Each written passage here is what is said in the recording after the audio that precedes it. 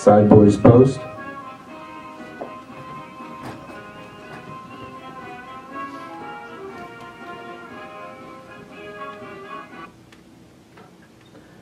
Good morning, ladies and gentlemen, distinguished guests, friends and family, Seabees and sailors. Welcome to the retirement ceremony for Captain Steve Sims. Today we will witness a time-honored tradition as Captain Sims is piped aside, marking 24 years of honorable and distinguished service. Will the guests please rise for the arrival of the official party and remain standing for the national anthem and invocation.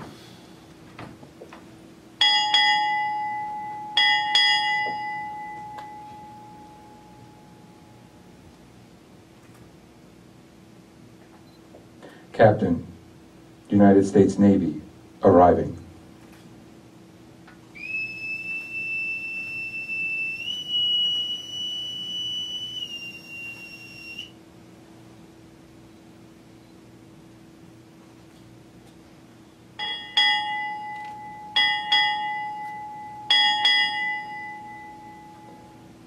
The Chief of Civil Engineers and Commander, Naval Facilities Engineering Command, arriving.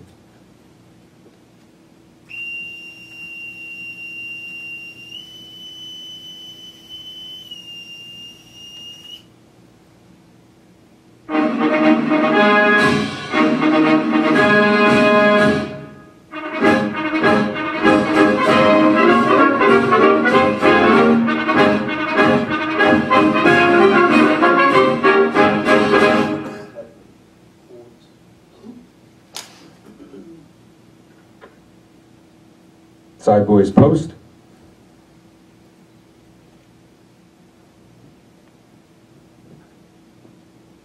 Parade the colors. Colors. Forward. Hut. Hut. Hut. Hut. Hut. Hut. Hut. Hut. Hut. Hut. Hut. Hut. Hut. Hut.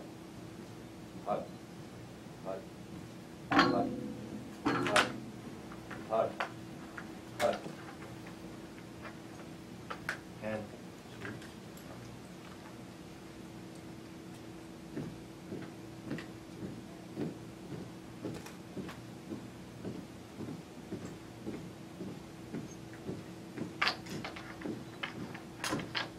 colors, hope. Present.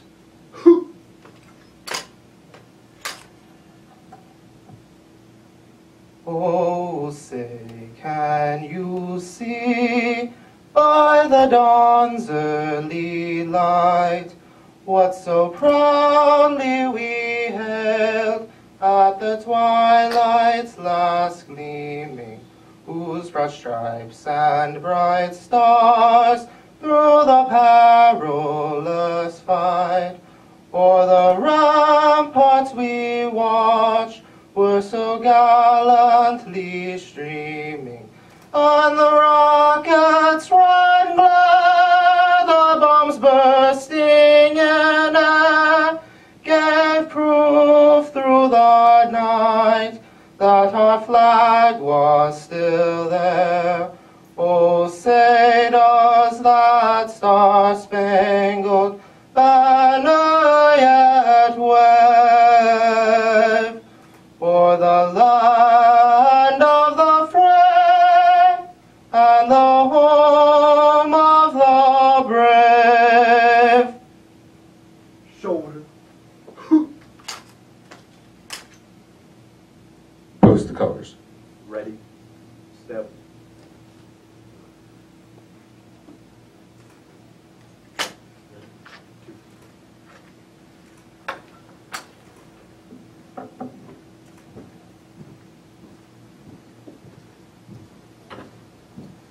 The Navy's ceremonial guard provided the color guard, bosun, time orderly for today's ceremony. Thanks to all of you for your participation and your service. The side boys for today's ceremony are Colonel Jude Fernand, Commander Tabitha Pershala, Lieutenant Commander Grady Donathan, Lieutenant Matthew Mansker, Gunnery Sergeant Jason Terry, and Tech Sergeant John Phillips. I am Dale Rohrbach, your Master of Ceremonies. Welcome, everyone. Guests, please remain standing as the Reverend Meredith McNabb, pastor at Grace United Methodist Church, will now deliver the invocation. Let us pray. Lord, we thank you this morning for your calling to service in our lives and for the grace that you give to let us answer the call. We give thanks for Captain Steve Sims' faithful path serving others with the Corps of Engineers, for your strength that carried and protected him and his family through so many years of sacrificial commitment and excellent work leading others. Surround us now with your spirit as we honor this chapter of good and faithful service and look ahead to next things for Steve and Caroline and John and Kate. We pray in your holy name, Father, Son, and Holy Spirit, as we commit ourselves in this time to you. Amen. Thank you, Pastor Meredith, and thank you, John, for your beautiful rendition of the national anthem. Will the guests please be seated?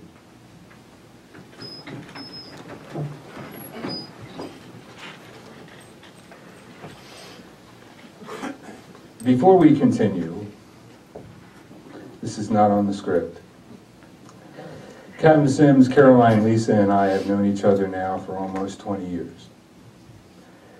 Captain Sims was my sponsor when we stepped off the plane in Capo in July of 1993. We served together, we played golf together, sometimes not so well, although we were out there. We attended church together, still attend church together. We're Sunday school participants together. We've broken bread and enjoyed wine at each other's houses many, many times, and will continue to do so. Our kids are born just a few months apart and have actually attended school together. And after all these years, we actually now still live in the same neighborhood. I have to tell you that in all those years, you and Caroline have been tremendous friends and confidants to us. You're the kind of people who we can call at any hour and you show up. I know that's true because we actually have called you and you showed up. Perhaps the story for the reception. I want you to know what a privilege it is to call you and Caroline our friends, and what an honor it is for me to be your MC here today. At this time, it's my privilege to recognize a few of our distinguished guests in attendance today. Brigadier General James Owen,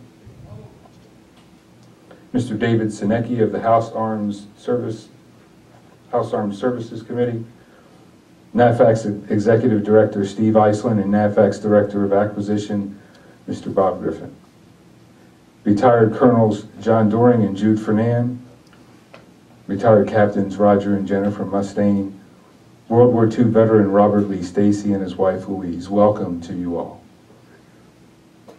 We welcome Caroline Sims, Captain Sims' wife, and welcome to his son John and daughter Kate. We welcome Captain Sims' mother, Linda Lewis Sims of Fairfax, Virginia, his father and stepmother, Randy and Donna Sims of the Villages in Florida. Unfortunately, Caroline's parents, John and Gibbs Walters of Blairsville, Georgia, could not be with us today. John is in the hospital, and we ask that you keep him in your thoughts and prayers. Also with us today are Captain Sims' brother and sister-in-law, Randall and Kathy Sims, his nieces, Catherine and Jennifer, and Caroline's sister, Jane and Laura, and their families. We welcome the Brittany and Montclair contingent, Captain Sims' neighbors.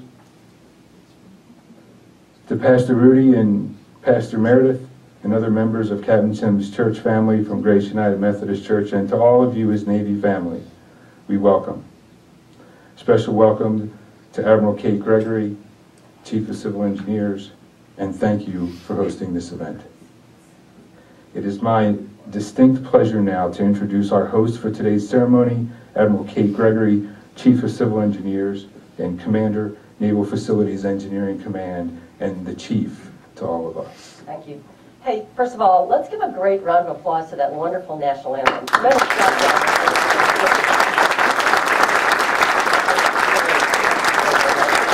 And also, I want to thank everyone who prepared for the sermon today. Certainly, Dale, it's really a pleasure and an honor to have you here. And to George Eckert, who we'll get to in a moment, sir, thank you for joining us here today. It means a lot. But to the color guard who did a tremendous job, to the ushers, to everyone who put this ceremony together, thank you very much. Without your work today, we wouldn't be here, and it means a lot to pull this ceremony together. I mentioned to some folks this morning how important I thought these ceremonies were, and in the world today, especially with the focus in our nation with pressure on the defense budget, we're deciding very directly what we're not going to do. But some things we cling to because it's something that we feel is so important to our tradition. And so to those of you who are here today who maybe don't come from a tradition of the Navy, and I speak especially to Captain Sims's parents, whom I'm so honored that you're here, and to Caroline, to you and your children who are in the Navy but not wearing this uniform every day, and to your family who is here, to the friends from the community, to the pastors who joined us this morning today to support us, thank you very much. To our World War II veterans, to our other fellow service representatives here today who are so important to us. I really am glad that you're here, and I'm glad that you can share in this tradition and ceremony with us, because I think this is fundamental to what we are as a nation and to what we are as a military. And that's why I think this ceremony is important, and I feel honored to be a part of it. My role today, in addition to sort of presiding over this in my capacity and my job, is also really, I think, to convey to you why this is important and to talk a little about what Steve Sims is in respect to what the United States military does. Then I'm going to hand it over to Captain Eichert, who's our guest speaker, talk a little bit about Captain Sims in particular and his interaction with him. But I talk about this ceremony, and the reason I think this ceremony is important is because we're a Navy that clings to tradition. We love our traditions. You know, we wore bell-bottoms for an awful long time, and we used to serve rum on ships because we just love those traditions. And those traditions we've gotten rid of. But there are a lot of traditions that we stick with because they're important to us. And the tradition of the retirement ceremony, a lot of people think, hey, you do the ceremony to say great things about the guy who's retiring. And quite frankly, that's not, in my view, why we do a ceremony like this. I'm happy and I'm proud to say great things about all the men and women with whom I serve. But frankly, if you have to depend on this ceremony to let them know and let the world know all the great things they've done, then you've missed the boat for the last 20 or 30 years in which they've served. They should know that, and we should know and recognize and appreciate what they've done in their service.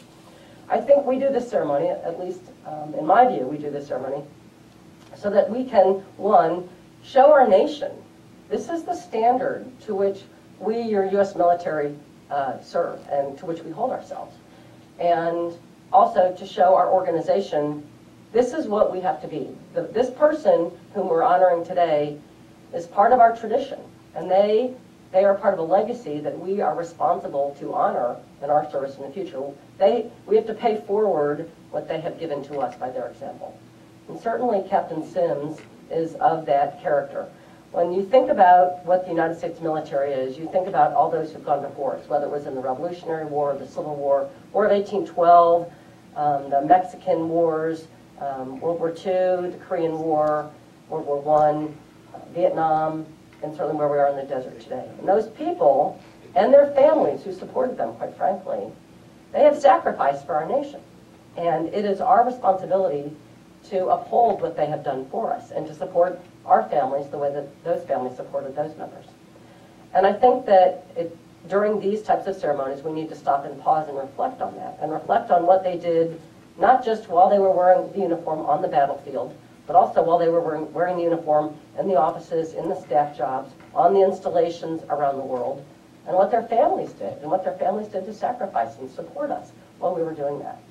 And the Sims family, and Steve Sims in particular, and his parents who raised him, and his brothers and sisters, and his nieces and nephews have supported him throughout this career, and the community at large have supported that career, and our fellow services, frankly, have reinforced that, especially in recent years with all the joint work that we do. They're a part of that. Steve Sims' career, you can see in the program, Steve Sims' career has really been quite global, starting whether it was in Japan, on to Italy, on the East Coast, back in the Horn of Africa, whether it was in headquarters jobs or out in field jobs, doing our nation's work.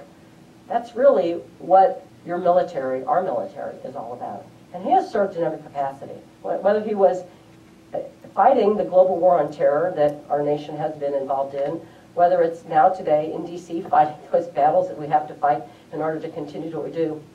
He's done that with distinction. And I can say that in the last couple of years that I've worked with him at headquarters, He's been remarkably effective at taking our nation's strategy of integrity and responsibility and accountability and making that practical and real to those of us. And whether it was making sure that we had the right energy programs in place and enforcing our energy strategy, or whether it was working on the clean drinking water issues that we're right now trying to ensure we've got all over the world, or whether it was just ensuring that we're spending our nation's dollars in the best way. Steve has been personally involved in that. He's also been a citizen in the community, and his involvement with his church, in his neighborhood, I think is characteristic of what we expect the citizen sailor that Thomas Jefferson used to talk about to be. And he's been brilliant at that. And you can see that reflected in those of you who are here today who know him in that capacity. I also say he's been remarkable in his service as a father. And you look at his children today who are truly a reflection of his and Caroline's great work. And if he had not been attentive to them, they wouldn't be the tremendous young people that we see sitting before us today. So in closing, I would just like to ask that as you watch the ceremony today and as you listen to Captain George Eichert talk about what Steve Sims is, you realize we're not here really to talk about the little things that Steve has done. Any one of those is great and wonderful. It's really the whole spectrum of service that he has provided to our Navy and our Civil Engineer Corps, to his family and his community, but really to our nation that we're honoring. And this ceremony today is part of that tradition that we who are watching will try to pay forward in the way that Steve has led and set the example for us. I'm going to turn the podium over now to Captain George Eichert. I first met Captain Eichert many, many years ago. He probably may not remember this, but it's when I worked for him in the Bay Area, before we shut down the Bay Area, actually. And he started his career before that. He went to the University of Rochester. He also holds degrees from Stanford University and Wharton. He's a tremendous leader. And when I first crossed paths with him way back in, I think, the mid-90s, my first recollection was him mentoring me in what it really means to be a naval officer. And when you read his bio and you look at the things he's accomplished, he's also served all over the world in many capacities. And whether it was in constructing things or as the commanding officer of NMCB 74 or when he led the base down in Gulfport during Hurricane Katrina, he's really demonstrated that spectrum of service. He and his wife Karen and their children have been part of what we, I think, believe is the total package for the United States military. We're honored to have him here today because he represents our community. And in the guidance that he provided to me and in the guidance I'm sure that he provided to Captain Sims, that's emblematic of the service that he provides today in his capacity at the Navy Federal Credit Union. And so I am pleased not just because I respect and appreciate what he's done as a friend, but what he continues to do as a citizen in our community. And Captain Eichert, thank you very much for being here today.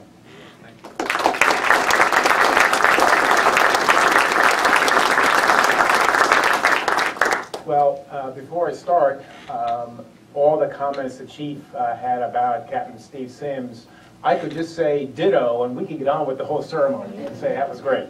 But I won't do that, so sorry. So again, good morning, Chief, and to General Owens, the whole Civil Engineer NAVFAC family, and I see some familiar faces in the room, which is always a real pleasure.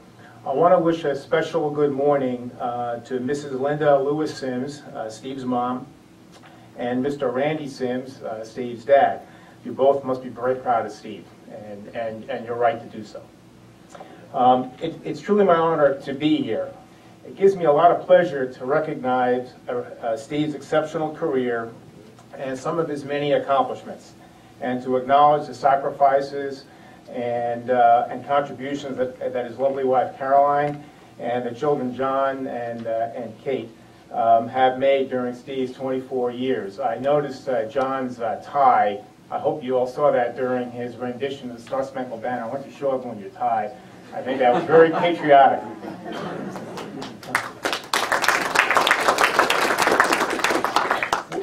When Steve asked me many months ago to be his guest speaker, I was pleasantly surprised and flattered that he still remembered me. And I grabbed the opportunity because not only would I get to participate in honoring Steve, but I also would get to see many of you. And it's always good to get out of the office. After procrastinating writing my remarks, I finally focused on them this past weekend. And it was my good fortune that this last weekend's Wall Street Journal had an article about Edward Everett. Who's Edward Everett? He was the distinguished American that was the featured speaker in November 1863, dedicating the National Cemetery in Gettysburg. He wrote and delivered a 13,500-word, 2-hour speech. And it was a fine speech. But of course, you probably have heard that after Mr. Everett's remarks, President Lincoln gave his 280-word speech, and the rest, I think as we all know, is history. The reminder for me that's what's important is namely celebrating Steve's and his family's wonderful career, and the most forgettable part of this whole ceremony are going to be my remarks. So I'll get on with it. While many consider retirement bittersweet, we all know this day will eventually come. It did not sneak up on us. Novelist Philip Dick said, "Reality is that which, when you stop believing in it, doesn't go away." So Steve, the day has finally come. It's like getting older, it's inevitable, and the alternative isn't any better. Steve's the epitome of the professional naval officer and leader. He's proactive, has high moral and professional standards, he exercises sound judgment, he's forward-thinking, and has been tirelessly dedicated to the task at hand and to his people. Lieutenant Manskar, who served with him in Djibouti in 2009 on the engineering operations staff, was positively impacted by Steve. When I asked for comments or stories, Lieutenant Manskar wrote an almost 2-page letter to me. And obviously he needs more work. Anyway, so he wrote me this 2-page letter, and where in summary, he said Steve was the greatest mentor he had ever worked for. That Steve's the reason he remains in the Navy today, and that he believes the Navy is losing one of its great leaders. Steve, I hope that you're pleased how you positively influenced this young officer, and I can see that he's here and he's part of your ceremony. So that's great. On the other hand, despite my solicitation from many of your closest friends and associates, Steve, the number of funny stories I received could fit on a postcard.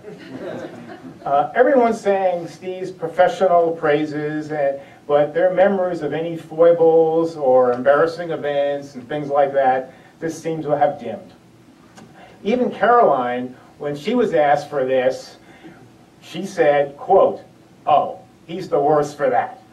But again, I've been around long enough, Steve, to know that the mature, decisive, wise leader that you are today probably didn't start out that way.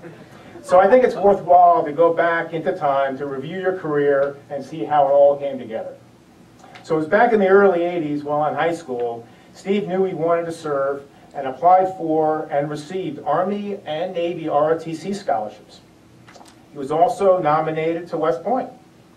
He had also known since the 6th grade that he wanted to be an engineer after having read about engineering in an encyclopedia at the local school. So after weighing all his options, Steve decided to attend Virginia Tech in the fall of 1984 under a Navy ROTC scholarship. He had a good decision there. But after a semester, he decided he really wasn't motivated to remain with the ROTC program, and he disenrolled. But the itch to serve remained, and Steve twice visited a Navy recruiter while at Virginia Tech, almost enlisting. They didn't quite snag him, though. But after graduating in 1988 with a civil engineering degree, Steve took a job with the Maryland State Highway Administration and doing highway work. I'm sure Steve will talk about that. But he quickly realized that, it was very exciting, I'm sure. It's the highlight of his career. But he quickly realized that being part of a state bureaucracy was not the future he wanted. So Navy service called again, and despite taking a 33% pay cut, he enlisted in May 1989, attending OCS from June to September. And it was while in OCS that he met Caroline, who was also in an OCS class, the one that began right behind his. Completing OCS, Steve went on to Seacoast, and he graduated in December. The next month, he made a key decision. He proposed to Caroline on the eve of her birthday. And lucky for Steve, she said yes on the spot, because the next day he was on a flight to Okinawa, Japan, where he began a 2-year tour as assistant resident officer in charge of construction and a contracting officer. Steve's tour as an A-rank in Okinawa was a typical grooming experience for a young officer. He worked during the day and spent evenings in his BOQ room reading. At least that's what he told Caroline. When asked about his tour, what Steve remembers clearest is getting married in Orange Park, Florida, while both he and Caroline were on leave in December of 1990. Very smooth, Steve. That's the right memory to have. Very good. Okay. So from one overseas assignment to another, Steve transferred to Naples, Italy in January 1992, and to work in public works and then the contracting office. Caroline, who was also a Navy officer, was assigned to the Naples Military Sea Lift Command office so they could be together. And this is one of the rare instances that show detailers can have hearts. So Steve's sponsor, and now lifelong friend and neighbor, was Dale Rawback. And you all met Dale now as our Master of Ceremonies. And needless to say, a tour in Italy is professionally and personally rewarding, and this one was no different.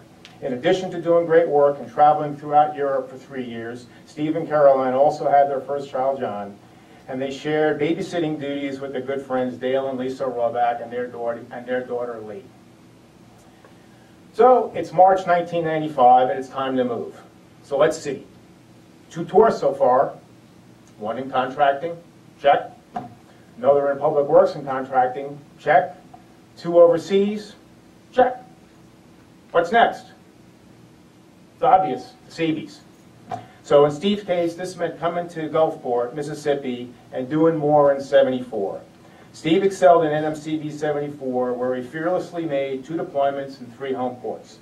His first deployment was as a dead OIC in Okinawa, and then as a dead OIC in Yokosuka. And during his second deployment to Puerto Rico, he was the Charlie Company commander in Air Dead OIC. These are all demanding jobs, and Steve excelled. Finally, Steve and Caroline finished up their 3rd home port by celebrating Kate's birth in 1997. But CB tours create lots of stories and memorable events. One story which created quite a stir throughout CBC Gulfport involved Steve when he earned his CB Combat Warfare qualification. In NMCB 74, you were expected to bring your assigned weapon to the board where you're grilled about CB combat-related knowledge.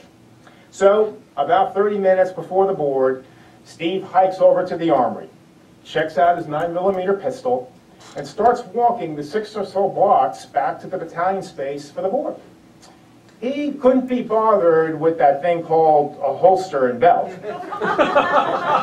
but carried the pistol, shoulder level, muzzle pointed up like he was at the firing range. So once he got to the building, he went upstairs, stood at parade rest with the muzzle up outside the command conference room until he was called in for the board. Well, while he was waiting, one of the 74 chiefs, a Chief Schmidtke, came by and asked, did you walk over here from the Army about 10 minutes ago? Well, it turns out the base police were on the lookout for a white male about 6 feet with brown hair, who had been reported stalking around the base with a gun. It also turns out Chief Schmidtke fit this description. And so while he was walking out of the 74 parking lot, when the police cruiser rolled by, a moment later, he was face down on the pavement with his hands behind his back. He was not amused. So after the board exam, which to Steve's credit he did pass, he walks back to the armory and saw a police car turn around the corner. Steve stopped, pistol in hand, waved. The police car pulled up, the window rolls down. Steve quickly says, I'm going straight to the armory, officer. And the patrolman responded, good idea. And then he slowly broke into a grin, and Lieutenant, let's not do this again. And I'm sure there's other stories, and maybe we can get some more from Steve later. So after 2 overseas tours and 2 CB assignments, deployments, it was time for him to regenerate. And so Steve and Caroline headed to the University of Florida in August 1997, where Steve, over the next 12 months, completed his master's degree in construction management with a minor in hops and barley fermentation studies. That's what it says here, Steve. So with his master's degree in hand, Steve returned to Gulfport in 1998 to join the 20th Naval Construction Regiment as the Assistant Readiness and Training Officer. And it was here that I was introduced to the then Lieutenant Sims. My first encounter was in the summer of 1999 during an annual training exercise in North Carolina called Sharp Wedge, where we provide military skills training to our reserve CB units. I was a new regimental chief staff officer, and Steve demonstrated that he and the 20th NCR's training staff had their act together and were providing our reserve CBs excellent training. But that's not what stands out to me when I think of our time together in Gulfport. Late one afternoon, I tried to reach Steve for some task or question and found that he had secured for the day. So when I pulled the string, it turned out Steve routinely left for the day by around 4 o'clock or so. Steve told me that he thought he was very efficient and that he usually had all his work done, so he didn't see a reason to hang around and would go home. Well, I couldn't argue about that logic, but since I always had to stay late, it seemed, I wasn't happy about it. So what do you do with someone who seems to get everything done? You give him more work. Very good. So I gave him more work, but he always seemed to stay on top of it, and he still seemed to go home around 4 o'clock or so every day. So I kept giving Steve more and more, but I was never able to overload him enough so that he couldn't get it all done and still be manage to be out the door before me. I'm pretty sure he told me over a happy hour drink when I asked about what his secret was that I just wasn't efficient enough.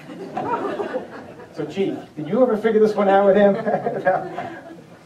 So after a successful CB tour at the 20th, he and Caroline were transferred in August 2000 to the U.S. Army Command and General Staff College in Fort Leavenworth. Overall, this was a great experience with lots of good learning. The hardest part of the tour was having to explain to all his friends and family that the one-year tour was not a one-year sentence. I was trying to be a joke. Okay, during the spring of 2001, Steve was on a house hunting trip to Virginia Beach and stopped in to see his future bosses, the XO and CO of PwC Norfolk. I was the XO, and it was great seeing Steve again. However, I could tell his time with the Army at Leavenworth had dulled his Navy edge. He was wearing his collar devices backwards. But despite that, he got off to a great start as a regional planning officer, and I found that I still couldn't overload him. A few months into his tour, because of an unexpected detailing daisy chain, the skipper and I decided in November 2001 to reassign Steve as the flag housing officer. And I got to pause a moment here, just looking at the folks.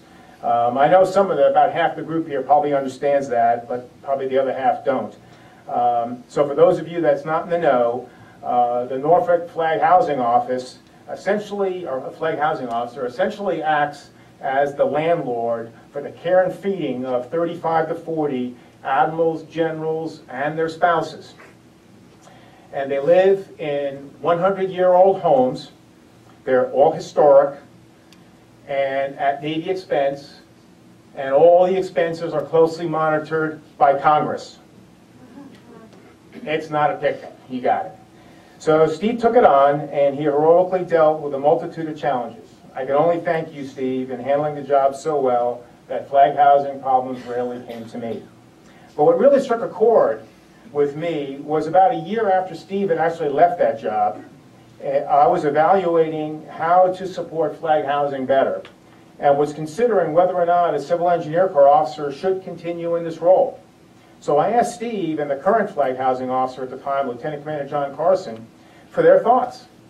So Steve wrote a well-thought-out 2-page memo to me with detailed pros and cons. But in summary, he told me, quote, "If I didn't know better, I would have thought you're assigning me as flag housing officer was punishment. And so that said it all to me. And but I got to tell you, if I had been quicker on my feet when he gave me that, I would have told him I finally got back at him for leaving work at 4 o'clock and go for it. So after flag housing, you might imagine that we would detail Steve to a less stressful assignment, but of course you'd be wrong. Instead, in 2003, during the Iraq War, he became the executive assistant to Admiral Cubitt, the CB division commander located in Little Creek, Virginia. Steve prepared to deploy to Iraq. Got his anthrax shots, smallpox shots, desert uniforms, more combat training, and so forth, but he never made it to Iraq. Never got to deploy there, but I know very well that there was lots of work to do in support of the CB division. So in June of 2005, Steve headed north from Hampton Roads to the Marine Corps base, Quantico, Virginia, where he was the public works officer and the officer in charge of construction. And reminding us that it's a really small Navy, Steve and Caroline ended up living in the same neighborhood as Dale and Lisa Roebuck again, and that's where they continue to live. He had a great tour. I contacted his former boss, Admiral Slates, and this is what he wrote to me about Steve. Quote, he and I worked together when he was PWO at Quantico and I was the FEC Washington commanding officer. As such, we worked pretty closely, and he was great to work with and highly respected by the Marines at Quantico. Sorry, shipmate, wish I had some dirt.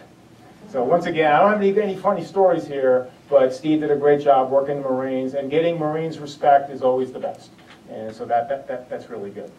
So staying in the DC metro area, Steve then transferred to the Commander Navy Installation Staff in June of 2007, where he served several different roles, including branch head, joint and future basing, the N5, special assistant to the commander, and deputy shore integration officer. But all this staff work only meant that it was getting time to deploy again. So Steve was up to the task, and he volunteered to be the force engineer for the Combined Joint Task Force Horn of Africa located in Djibouti. One doesn't have all the creature comforts we've become accustomed to in a place like Djibouti. However, the work Seabees and Civil Engineer Corps officers have done and continue to do in places around the world like Djibouti are usually the most satisfying. And I know Steve found that to be the case for him. In addition to the rewarding work, Steve got to travel on Ethiopian Air to Italy, Germany, Rwanda, and of course, Ethiopia. The Rwanda trip required his team to be helicoptered in, where they landed on top of a hill that had hundreds of screaming children excited to see the Americans, looking for autographs. Lieutenant Manskar also noted that he, as Captain Sims' battle buddy, was a designated driver in country because Steve failed the driving counterterrorism course. And I don't want to go into it's a really long story. Well, let Steve tell that. And I'm sure that at the reception he will share his failing the driving class. So in early 2011, Steve returned home and joined NAVFAC as a deputy commander for public works. Then, because of a detailing daisy chain challenge, the chief at the time, Admiral Rossi, asked Steve to assume the duties as the NAVFAC IG, where Steve's Navy saga is now coming to an end. Steve, as you reflect upon your career and the life and experiences you and Caroline have shared during these past 24 years, you should be very satisfied. You've taken advantage of the opportunities, you've met interesting and similarly dedicated people, and you've served your country with distinction. You joined the Navy to serve, and as Viktor Frankl said, one need not be a servant to serve. And you could rightly be proud of the legacy of service and accomplishment that you leave behind. But before I close, I'd like to relay one more story about serving, because it's really why Steve joined the Navy from the very beginning and stayed in the Navy all these years. Bruce Barton told a parable of two seas in Israel. One sea is fresh, fish live in it. Trees and bushes grow near it.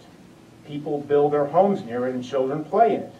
The Jordan River flows into the sea with sparkling water from the hills. The same Jordan River flows south into another sea. Here there are no fish, no green plants, no homes or children playing. Stale air hangs over its waters. What makes the difference between the neighboring seas? It's not the Jordan River. It empties the same good water into both, nor is it the soil, nor is it the countryside. The difference is the Sea of Galilee receives water, but does not keep it. For every drop that flows in, another flows out. Giving and receiving go in equal measure. The other sea hoards its income, every drop it keeps. The Sea of Galilee gives and lives. The other sea gives nothing. It's called the Dead Sea. There are two kinds of people in this world: Dead Sea people who take without giving back, and the givers who remain fresh and vibrant by freely sharing of themselves, those like Captain Steve Sims. So thanks again, Steve, for all your support. I very much appreciate your teamwork, your judgment, your camaraderie, and your friendship. Your great work has helped me many, many times. I wish you and Caroline fair winds and following seas as you retire and begin your second career. Thanks all.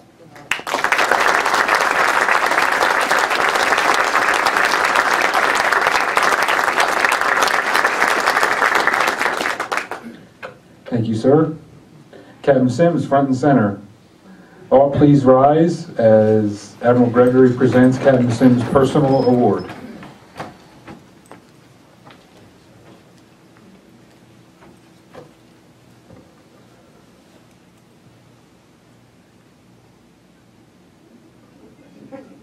Clearly, we can't do anything. Attention to award. The President of the United States takes pleasure in presenting the Legion of Merit to Captain Stephen L. Sims, Civil Engineer Corps, United States Navy, for services set forth in the following. For exceptionally meritorious conduct and performance of outstanding service while serving as the Assistant Commander for Public Works and as the Inspector General, Naval Facilities Engineering Command from February 2011 to June 2013.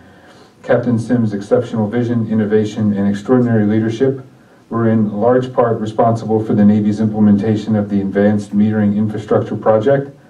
A consummate leader and problem solver, he led the Public Works business line in support of the Specialty Center Consolidation Initiative, which resulted in a more streamlined, efficient, and effective organization. As the Inspector General, Captain Sims provided keen oversight, evaluation, and improvement of NAVFAC's worldwide operations.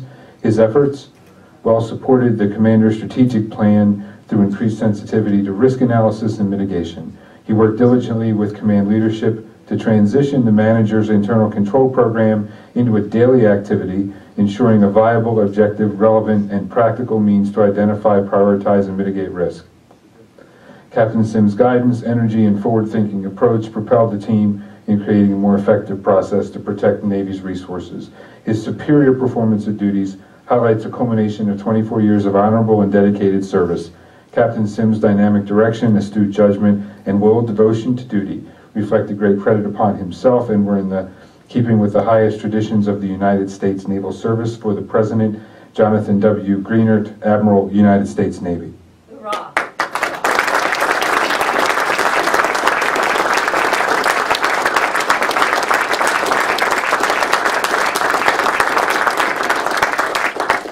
Guests, please be seated. In addition to the Legion of Merit, Captain Sims' recognition at the conclusion of his active naval service also includes letters of appreciation from President Obama, as well as former Presidents Bush and Clinton. He also received letters of appreciation from Governor Bob McDonnell and Senator Tim Kaine of Virginia. Captain Sims also received a NAVFAC plaque recognizing his 24 years of active naval service and a flag of the United States flown on his behalf over the CB Memorial at Arlington National Cemetery in remembrance of those civil engineers, both officers and Seabees, who made the ultimate sacrifice for our Navy and our great nation. These items will be on display in the reception area after the ceremony. Ladies and gentlemen, we all know the successes of today's warriors is immeasurably due to the strength, support, and sacrifices made by their family members.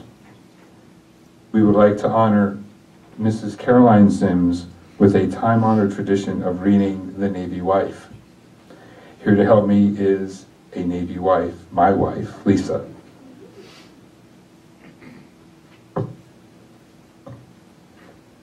A Navy wife is no ordinary person.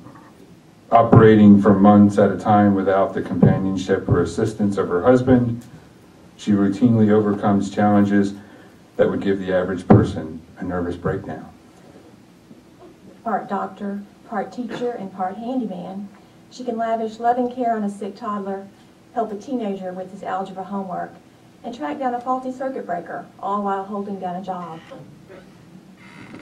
With 30 minutes notice, she can serve breakfast, lunch, or dinner to 14 hungry CBs and still somehow balance her family's meager grocery budget. She can press a set of dress whites to inspection standards, tie a perfect square knot in a military neckerchief, and pack a sea bag in the cold hours before dawn. For months at a time, as much as 16 months in Caroline's case, she must settle for letters instead of kisses, emails in place of hugs, and long-distance phone calls, or Skype, in lieu of her husband's touch. She manages a smile when her CB is deployed, and for the second anniversary in a row, she accepts the fact that there's a 1 in 3 chance that he will have to stay on duty on her birthday.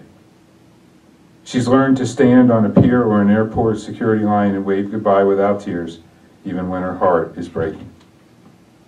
To her children, she is chauffeur, umpire, psychologist, spiritual advisor, financial consultant, part-time father, tooth fairy, Santa Claus, and the Easter Bunny.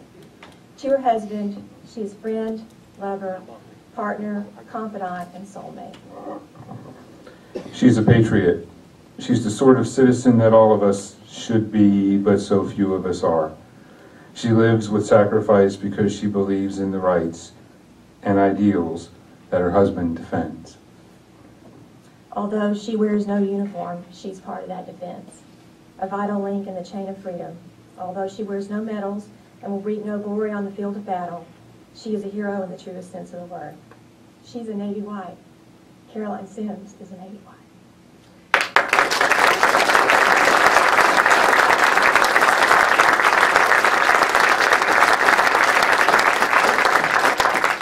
Yes, at this time, Admiral Gregory would like to recognize the Sims family for their unwavering support. Please join me in welcoming Caroline, John, and Kate for the presentation of letters of appreciation.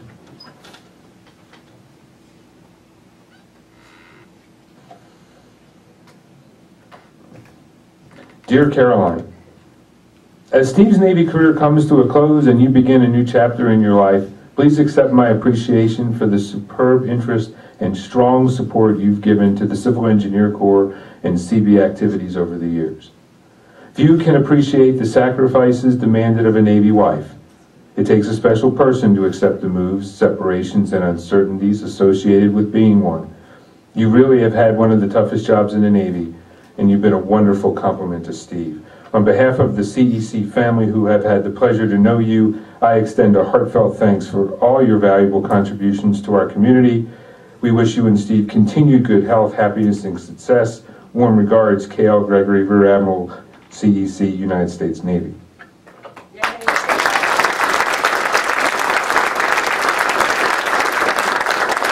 Admiral Gregory will also be presenting John and Kate with their personal letters of appreciation.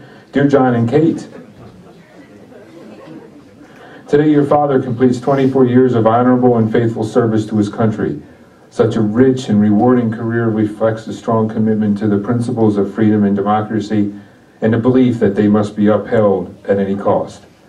Although your father was the one who wore the uniform, the responsibilities of service to one's countries are borne by more than just the service member. It truly is a family affair. I trust that as you reflect back on these times, you'll remember the good times you had with the many friends you made along the way. You've been part of something very special, and for that we're very proud of you. On behalf of all the officers, CBs, and sailors with whom your father has served, I wish you and your family all the best for happiness and future success. Sincerely, K.L. Gregory, Rear Admiral, CEC, United States Navy.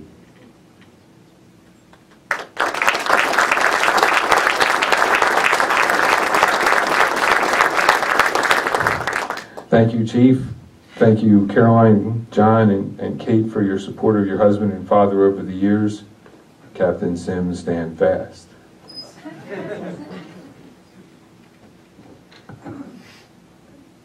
In the days of sail, when a sailor would check aboard a ship. He was usually part of that ship's company for his whole career. As he traveled around the world, he would collect many trinkets and souvenirs of his travels. Since he lived full-time on the ship and space was limited, he collected small items easily stored on board. When a sailor was piped ashore for the last time, his shipmates would chip in and have a wooden trunk made for the sailor's keepsakes, presenting it to him his last time down the gangway. This tradition has evolved to the present shadow box, which contains mementos of the retiree's career, medals, duty stations, insignia, rating badges. The shadow box enables anyone looking at it to know the person's naval history at a glance. Captain Mark Libanante, NAVFAC Chief of Staff, Sheila Bryant, NAVFAC Deputy Inspector General, and Mike Huggins, NAVFAC Deputy Public Works Business Line Leader, now present a gift to Captain Sims. This gift is presented on behalf of the NAVFAC Headquarters Wardroom, Office of the Inspector General Staff, Public Works Business Line staff, and the entire NAVFAC Headquarters team from all of your shipmates, military and civilian, with whom you have served throughout your career.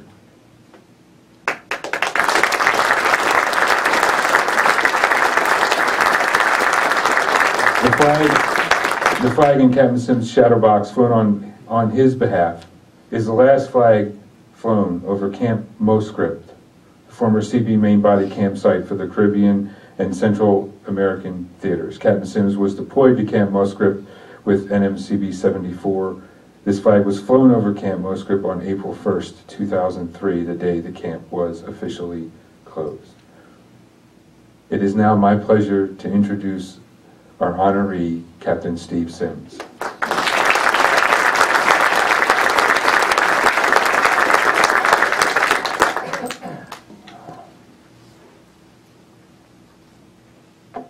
When my dad was an ensign, very long time ago, right? He was waiting for his tea time at the Naval Station Norfolk golf course. The group ahead of him had not yet teed off. They were waiting on their fourth, and in fact, their fourth was a no-show. They asked my dad to join this group. It turns out one of the members of that group was the admiral in command of what today is called NAVFAC Atlantic. Fast forward to July 1986. I was writing code for a company called Western Union Electronic Mail. It was a job that my dad had gotten me during the summer before my senior year in college at Virginia Tech. Dad called to say hello and see how the job was working out. So now during the conversation, the talk turned to the Navy. I had always wanted to join the Navy, and Dad asked if I was still thinking about it. I told him I didn't think that I was going to, because I'm colorblind, I couldn't be a line officer, and as far as I knew, that left the Supply Corps. No offense to the Supply Corps, but I was working on a civil engineering degree, and I didn't see a future in the Navy. Dad said, "What about UDOCs?" I can't remember a time when I didn't want to be a naval officer. And I distinctly remember, as was mentioned already, sitting in the library at London Town Elementary School in 1978 when I decided I wanted to be an engineer. Had that admiral not by chance invited my dad to play golf, and had my dad not said to me, "What about UDOCs?" during a chance conversation, when he by chance recalled an encounter 2 decades earlier, would I be standing here today? Although I discovered the Civil Engineer Corps in 1986, during that conversation with my dad, my efforts to join the Navy started in 1983, as George mentioned. And as George mentioned, I met a few roadblocks, a few setbacks, a few false starts along the way. And I didn't sign on the line to join the Navy until May 4th, 1989, 6 years later. I came on active duty June 8th, 1989. I was commissioned on September 29th, 1989. Of course, it was post-dated October 1st. Those of you with the government know how that works. Some of you may remember the 1981 Navy slogan, "Navy, it's not just a job, it's an adventure." I did not join the Navy for an adventure. Sure, I've had plenty of adventures. I've seen the world. I didn't join for adventure. I didn't join to see the world. And as George mentioned, I didn't join for a paycheck. I had a job. I took a pay cut to join the Navy. You might ask why. Lincoln rightly said, ours is a nation conceived in liberty.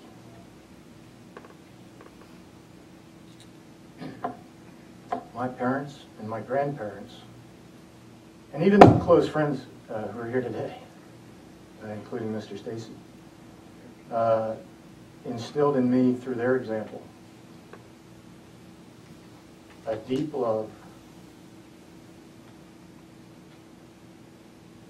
of country.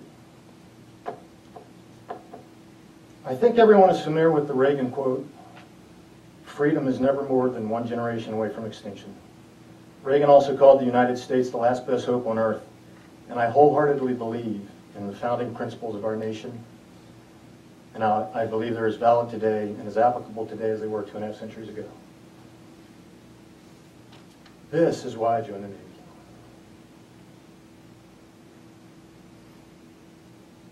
I felt called to serve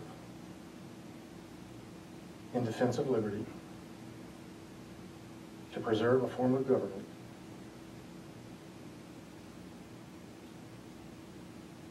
and a way of life conceived in liberty.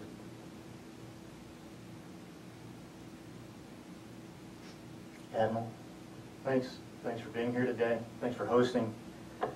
Thanks for your kind words, and I agree wholeheartedly with your sentiment. While you folks are here to congratulate me, the ceremony is not about Steve Sims. It is for and about the tradition of the United States Navy. And I thank you, Admiral, for your service and your leadership. General Owens, thank you for being here today, sir. I really appreciate it. You're one of my favorite bosses. I've obviously had a few, and I have a few favorites, and you're one of them. I'd like to thank you all for being here today. Honestly, I'd like to call each of you out by name and thank you personally for being here, but in the interest of time, I certainly won't do that. I won't waste time. Not that it would be a waste, but I won't take time mentioning names. I know some of you deferred important tasks and events to be here with me today. I know some of you traveled very long distances or got up very early to travel to get here this morning from where you live. And I thank you all for taking part with me in this bit of naval tradition. There are a number of people I'd also like to thank, people whom I worked with in every assignment at every duty station over the last 2.5 decades. Again, I won't mention them by name, but I'm thankful for having known every one of them. I would not be here but for their contributions to my success and for their encouragement and support. Having saved a little time, I do need to thank a few people by name. I want to thank the folks that helped me specifically with today. I want to thank the color guard who's already left, but also Boats and the bell ringer, and I appreciate your service. And while you're not out at sea getting the job done, you're still getting a job and you're doing an important task for the nation and the Navy. I want to thank Grady Donovan, Kim Cottle, Dan Stoddard, Jenny Bueno, and Kathy Donovan, who helped behind the scenes.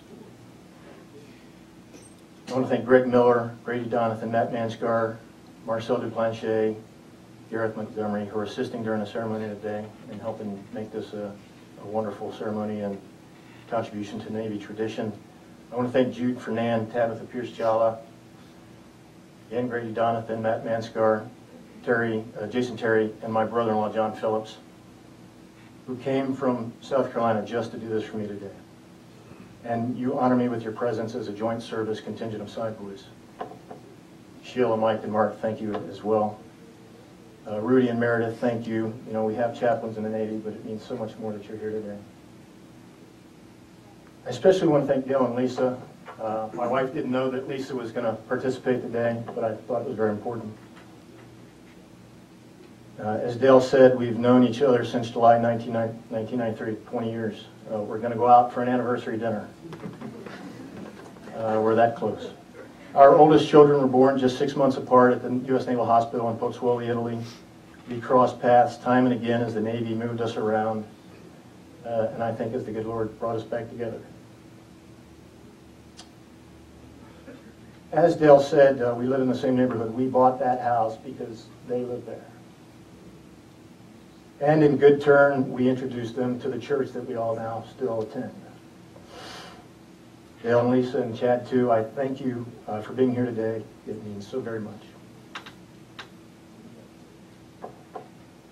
George and I served together in 3 separate assignments. The third one because George punitively assigned me to flag housing. Because I left work early, because I was more efficient than him. And he couldn't stand it. Drove me crazy. Beyond that, George has been a great mentor and a friend, and I distinctly remember going to his office yet again. I wasn't working for him at the time, but he was always a great source of advice and encouragement. And George said to me, Steve, you know, you can come by anytime, we're friends. George, thanks for your faith and your dozen years of leadership and friendship. And thank you for joining us in this bit of Navy tradition. If you never go to another retirement ceremony, much less speak at one, I'm very appreciative that you're here today. In the words of John Chapman, the Lord's been good to me. Some of you may know John Chapman as Johnny Appleseed. I don't know if he really said that or if that was just something that Disney threw into their movie back in the 70s. But I do know the Lord has been good to me. I've had more than my share of blessings in this life, and not the least of which is my family. As I said, I stand here today as a naval officer in large measure because of my dad. And for 24 years, I've also had the support of a great father-in-law, John Walters. John shares my values and my passion for the naval service. I had 2 flags flown, one each on their behalf, recently, and they will be presented now. John fell ill last week, so he's not here this day. He is on the mend, but he wasn't able to travel. His flag will be accepted by Caroline on his behalf and will be delivered to him along with a video of this ceremony. Dad, your flag was flown over Naval Station Newport, Rhode Island, where you were commissioned. It's being presented to you by Lieutenant Matt Manskar. Matt personally delivered this flag for me to Newport, had it flown, and delivered it back to me so that we could have it for you here today. Caroline's dad was a P2 and P3 navigator. He flew in the Pacific Theater, he flew combat missions over Vietnam, and flew weather missions into the heart of typhoons.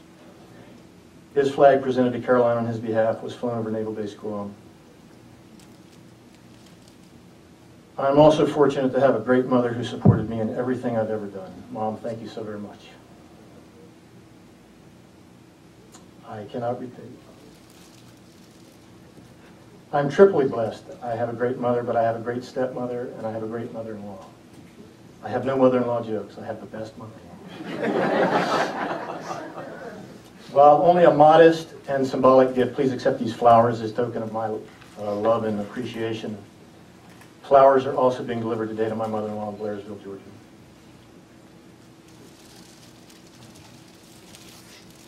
John and Kate, when I chose to make one more deployment, 16 long months away from home, rather than retire in 2009, you could not have been more supportive. There were no complaints. There was no whining. There were no pleas for me to change my mind.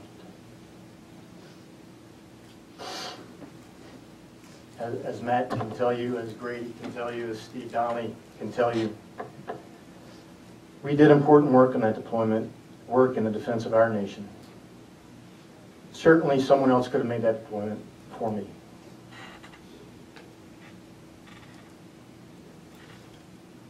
But it was important that I not leave that work to someone else.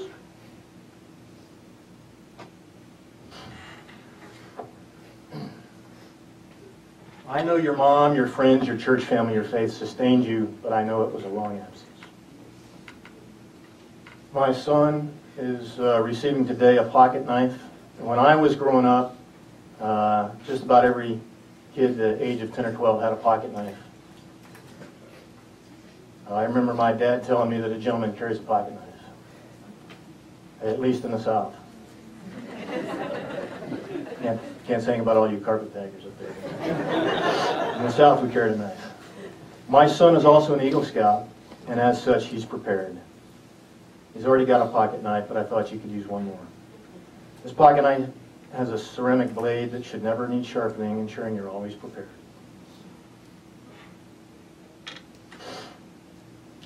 Kate is receiving a necklace with a silver heart pendant.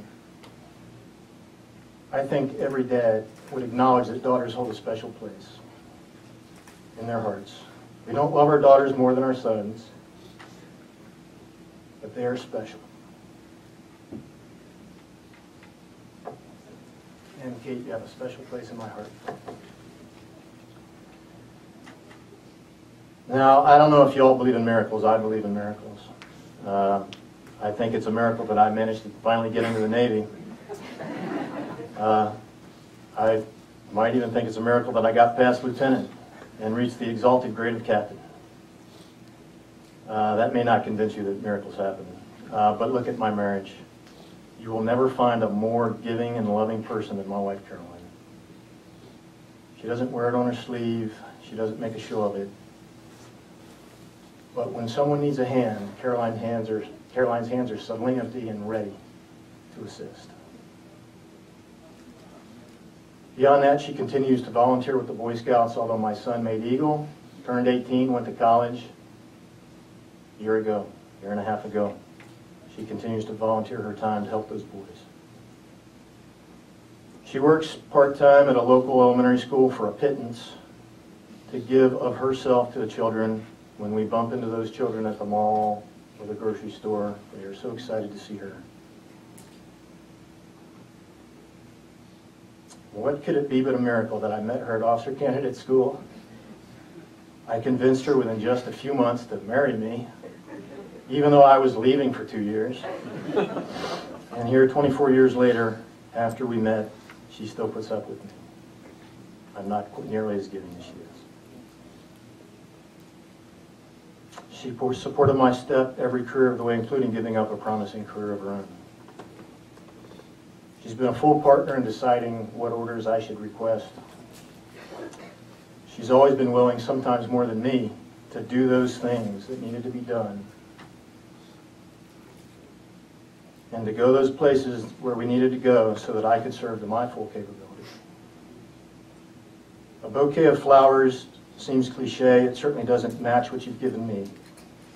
But it's a token of my love and deep devotion. Well, what about you, docs?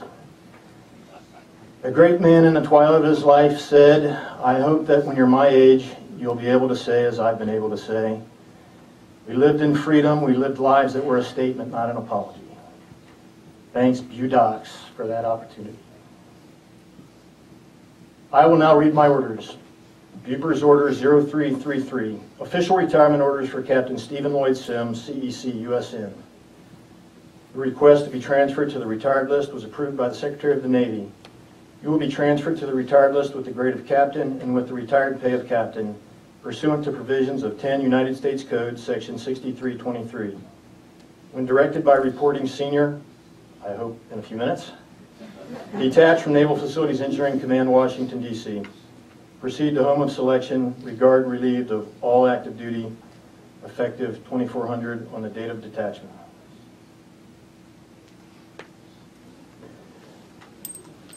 Admiral Gregory will now present Captain Sims with this retirement certificate from the United States Navy.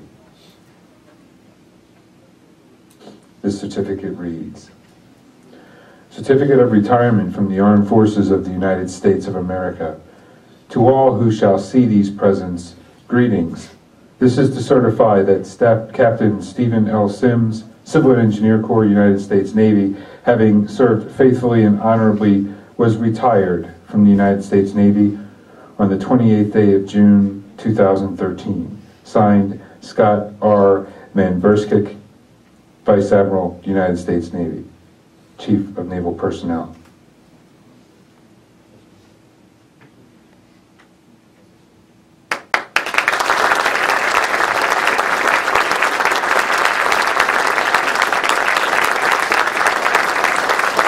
Captain Sims, stand fast. Prepare to be relieved of the watch. Stand at ease. Aye, mates, for 24 years this man has stood the watch. While some of us lay about our bunks at night, or in school learning our trade, this shipmate stood the watch. And yes, even before some of us were born into this world, this shipmate stood the watch. In those years when the storm clouds of war were brewing on the horizon of history, this shipmate stood the watch.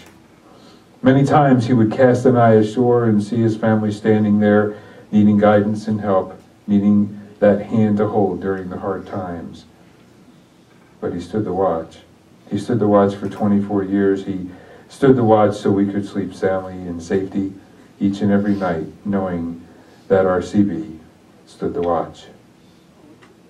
We are here to say, shipmate, the watch stands relieved by those you've trained, guided, and led. Shipmate, you are relieved. We have the watch. Very well, you have the watch.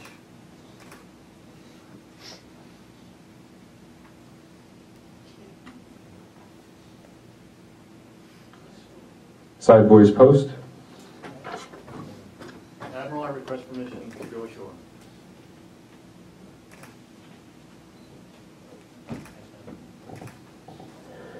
Today we pay honor to Captain Sims, a retiring shipmate going ashore for the last time. Following the benediction and in keeping with the 238 years of U.S. Navy tradition, Captain Sims has requested permission to go ashore from Admiral Gregory. All guests, please rise for the benediction given by Reverend Rudy Tucker, pastor, Grace United Methodist, and remain standing for the piping aside.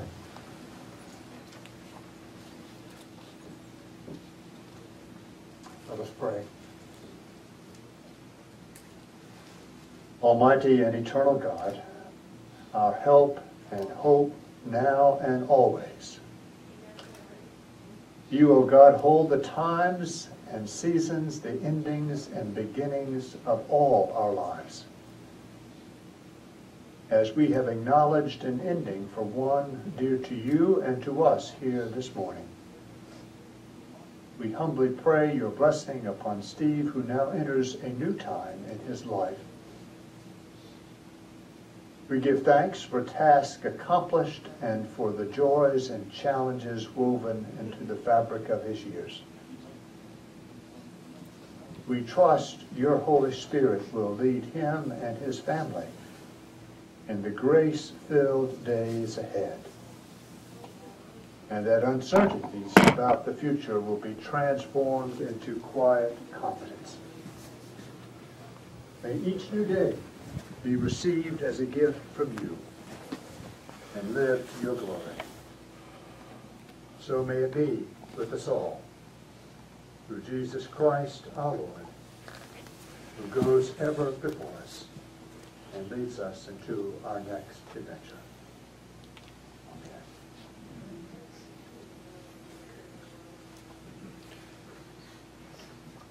Bosun, stand by to pipe to decide Captain Sims and his family going ashore.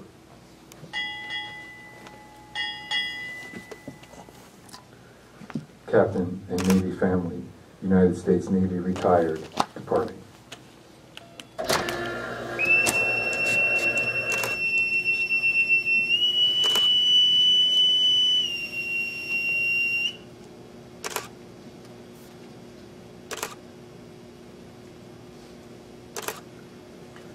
Chief of Civil Engineers, Commander, Naval Facilities Engineering Command, departing.